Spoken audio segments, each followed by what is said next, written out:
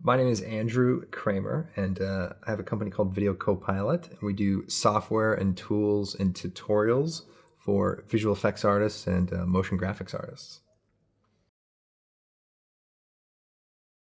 So Video Copilot is a company I started in 2005, and I started by making After Effects tutorials and presets and things like that.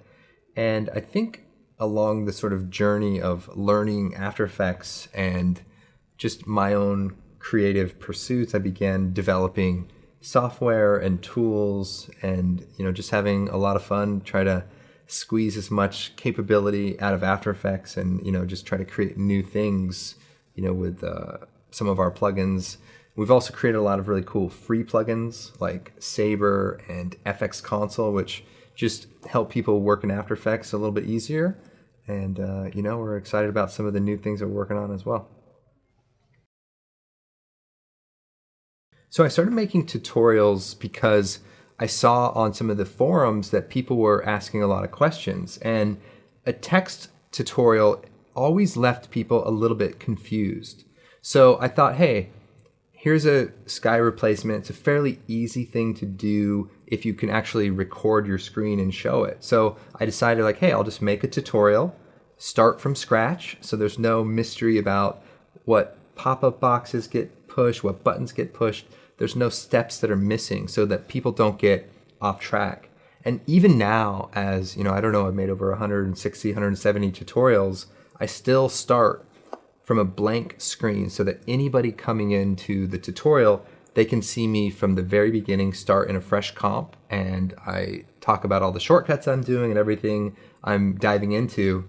And I just think that kind of contextual approach just allows anybody to understand what goes into what we do. And so there's one thing I would say, which is it's been really fun for me to make tutorials, but it's also been really helpful for me to make tutorials, because whenever you talk about something with any kind of authority, like, hey, do it this way or do it that way, you really want to experiment with all the different ways something can be done.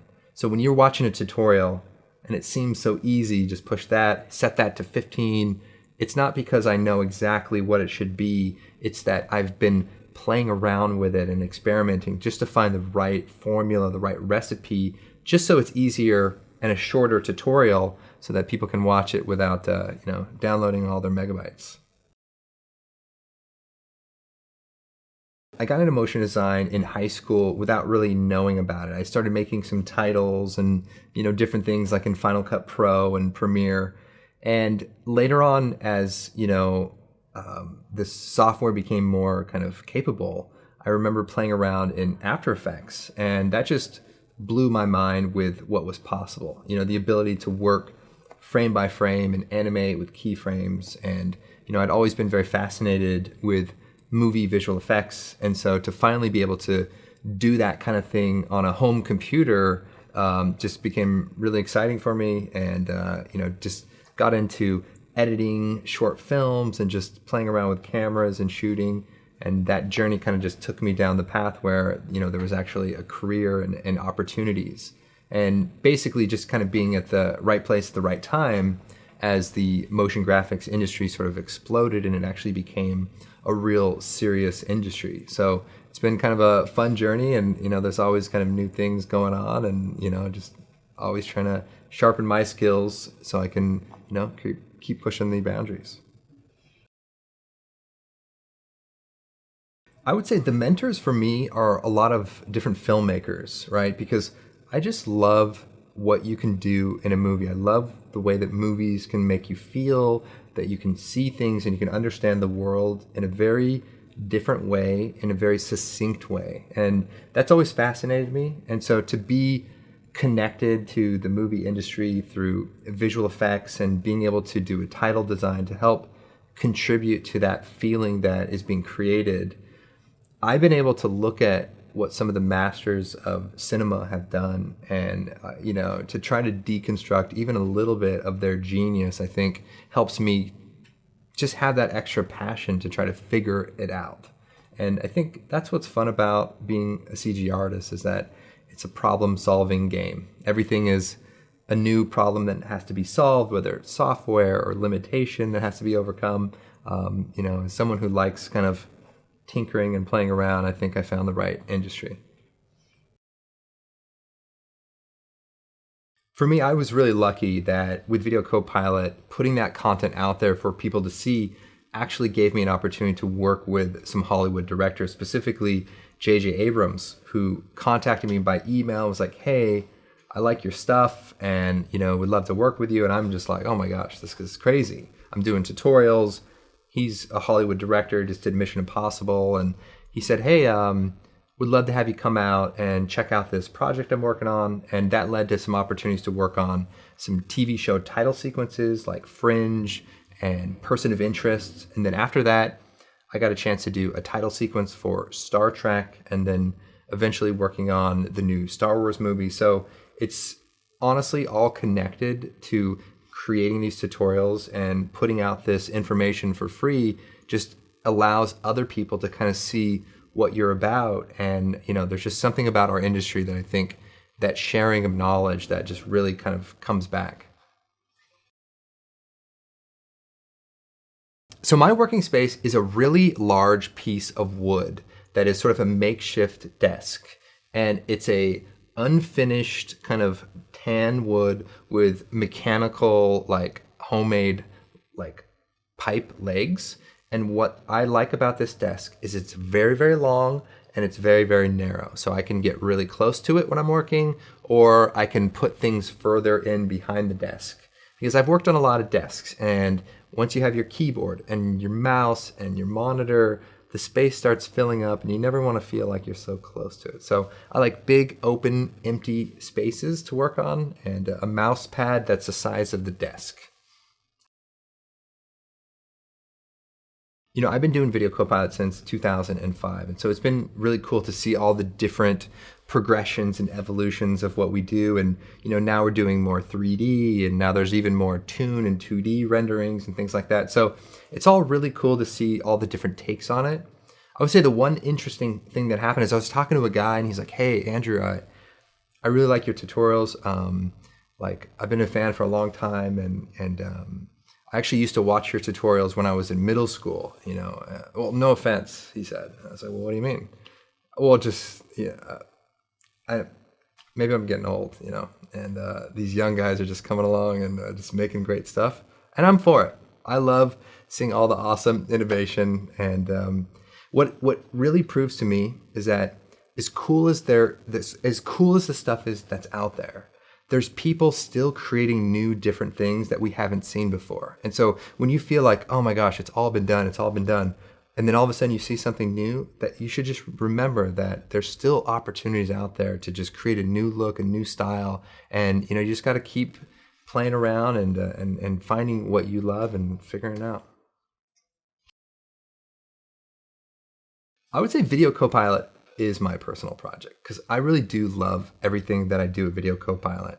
And sometimes you have to make kind of tough decisions about the things that you're able to focus your time on more and less. And of course, I have kids and a wife, and you're trying to balance it all out. And so it's not that you don't want to do more personal projects, but there's other priorities that kind of come along, and it's a lot easier to sort of put that personal project in the back seat, while some other things kind of come along.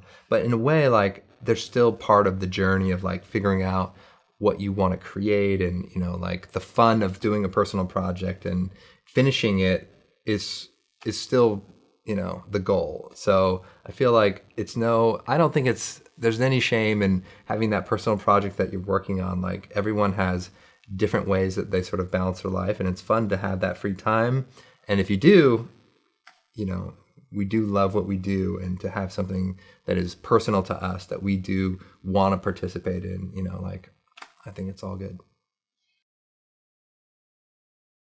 Yeah, I definitely struggled a lot with figuring out that sort of whole work-life balance. But I think, in the past couple of years, I think I've gotten a lot better at it. And I think part of that is just understanding what things that I do, what things that I need to do with work and with family.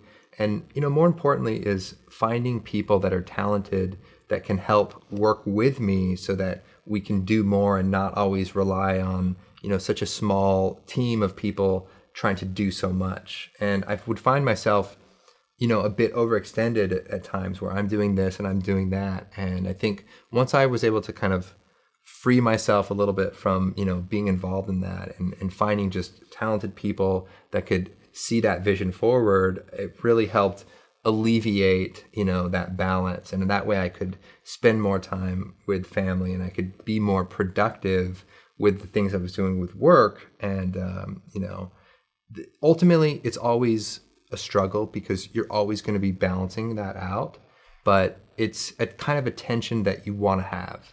Like sometimes everyone's working and then sometimes, you're on vacation, you're taking a break. So as long as you're being mindful kind of as the overarching, time that you spend in your life is what you want it to be and you're finding a good balance, then I think that's what's right.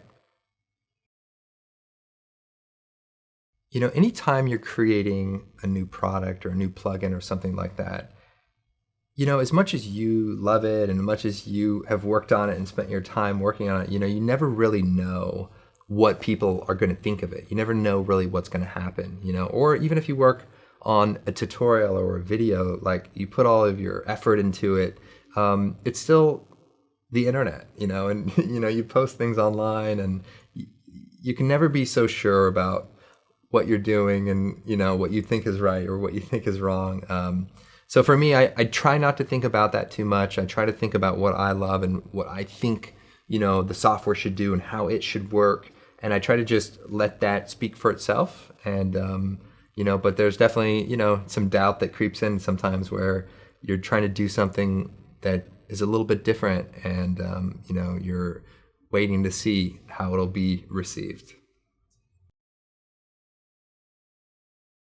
If I wasn't going to do anything in the art industry, I think as a kid, I was always very fascinated in the law and the justice system. So maybe I would find my way into some kind of a legal position, maybe a lawyer, something like that, only because it's so fascinating how complicated it is and just the way it works. And, I've had a few friends that were, attorneys and, they're telling me just about these really crazy dilemmas that kind of come along. And maybe I wouldn't last for very long, but there was always something very fascinating about, the way that, system works. Yeah, so we've been spending, a nice little quiet time working very, very hard on our sort of next generation of plugins. And our goal is to announce them later this year. And it's something that we think is a really, really cool spot for, Element 3D and some of our other kind of, volumetric tools. And I think it fits in a lot of different toolkits for people. And we've been working on really making it polished, and I can't wait to show you. I love the show. Thanks again for inviting me out. It's always great to come to the show. You guys do it up, and it's always a great time. And more importantly, just the people that come to support it, I think, really just make it super warm and friendly. And it's just been a great time. I was just hanging out in the lobby with the people that were in the audience, and just good vibes all around.